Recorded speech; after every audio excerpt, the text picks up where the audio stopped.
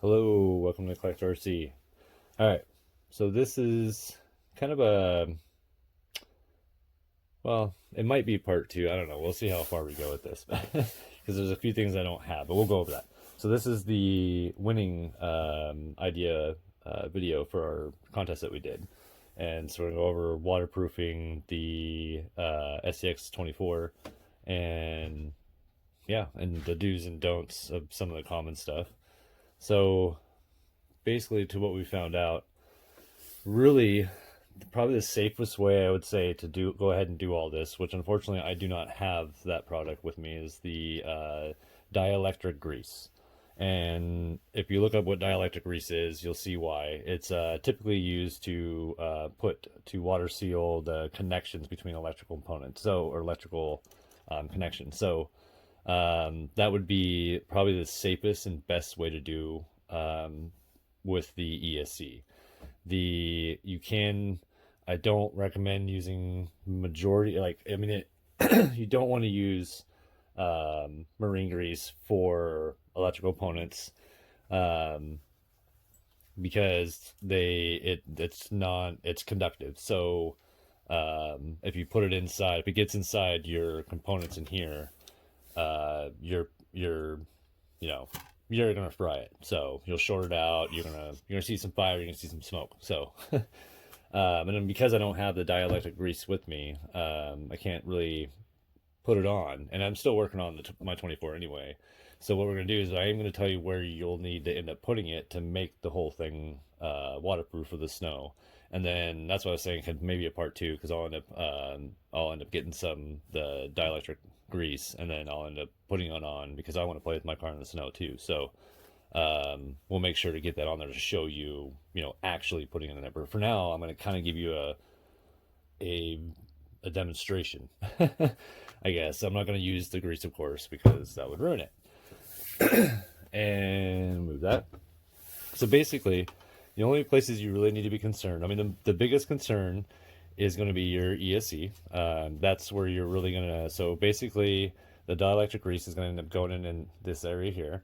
You can put it inside the connections and put the connections in there, but you want to make sure it's completely covered, that you don't want to allow water to get to a point where it allows a connection, and that's what's going to short out. So like if you're depending on your wires, whatever, I won't go into too much information about that because that gets into like robotics and electrical stuff. And anyway, so you just want to kind of fill this area up with the grease, and you get it all in there, make sure the water cannot get in there.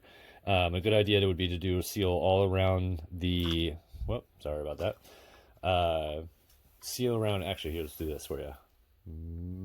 Yep. There we go.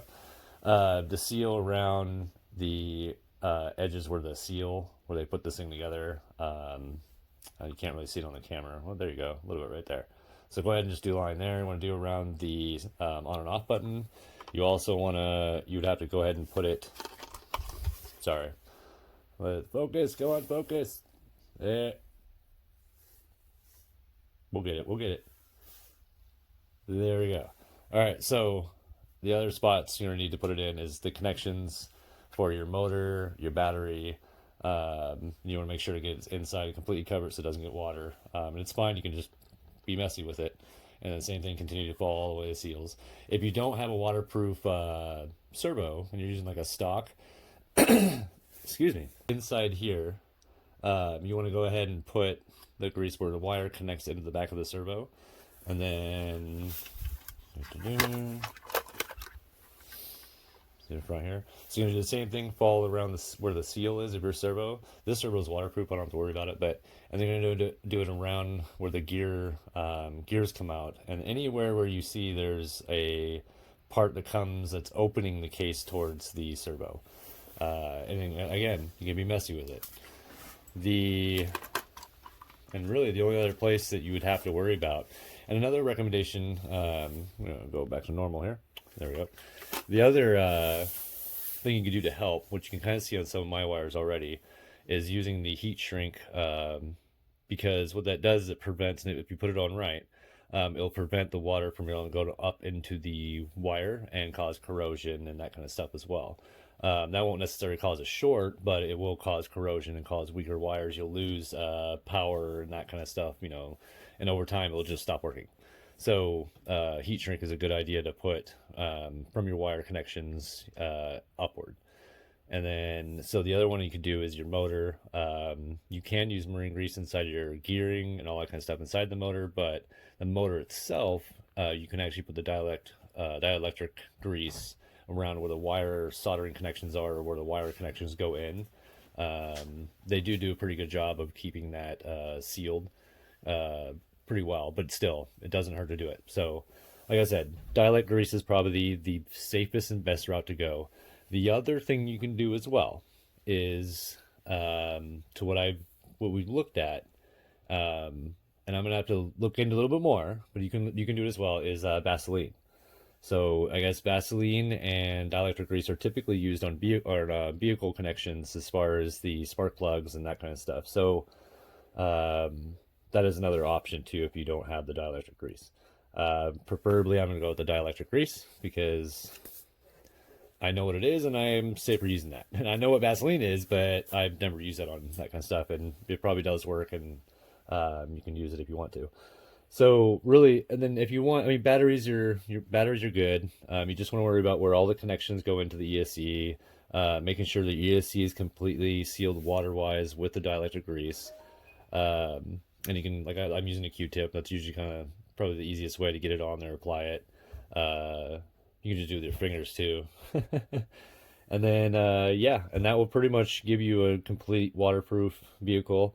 When you need to, if you want to remove it, which you don't necessarily have to, you can leave it on there. But if you want to, you can use, they do come with like specific types of degreasers that are made for that, but I don't necessarily recommend using it to get away from electronics. I'd probably just wipe it off and leave the grease just leave it in the connections, just leave it in there for good. If anything, you'll probably end up packing more in there to kind of seal it better. So it's really up to you how you want to do that. But that's probably the safest way I would go, is doing the heat shrink, the heat sleeves, and then doing the dielectric grease on your ESC. If you don't have a waterproof servo, on your servo, and then connections to your motor. And you can pretty much do the whole outside of the motor if you want. So it's up to you. But remember too, it will, track dirt. So you gotta remember every once in a while you're probably gonna have to clean it and maybe reapply it, whatever. So just to kind of think ahead about long term what that might do if using the grease.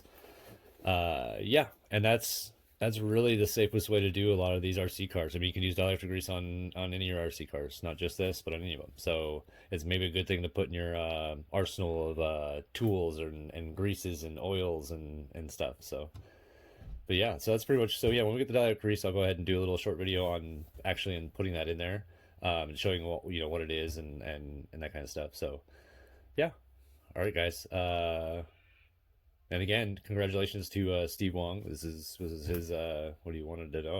I hope this helps. I know it's not, we can't actually put it in there since, apply it, but I hope the information helps you out, especially if you've watched and heard a lot of other things. That's pretty much what we're sticking with. If you've heard the dielectric grease before, it is a good thing to use. It's used in robotics, which I do robotics. So yeah, there you go. All right, guys. Thanks for watching, and yeah,